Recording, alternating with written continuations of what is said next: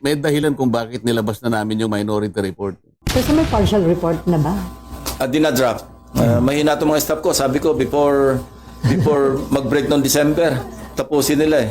Ngayon wala pa. Wala, nakatingin lang sa akin, walang tumatango. Si Franklin Drilon, hindi rin niya binasa yan. Palagay ko. Sa bagay, oo.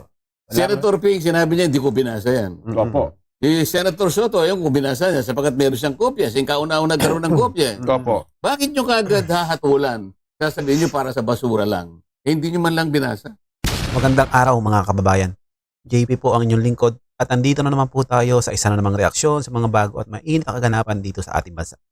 At eto nga mga kababayan, nagsalita na nga po itong si Senator Marcoleta. Kaugnay po ito dun sa naging pahayag ni Senator Lacson.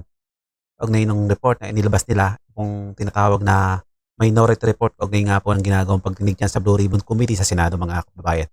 Nabase nga po dito kay Senator Lacson para umano sa basurahan. Grabe naman tong si Senator Lacson hindi man lang binasa yung report sinabi na para sa basurahan lang. At malalaman natin dito mga kababayan kung bakit nga ba, kung ano ang dahilan at bakit naglabas itong minority ng report kaugnay nga po ng pagdinig dito sa mga maanomalyang proyekto ng flood control mga kababayan.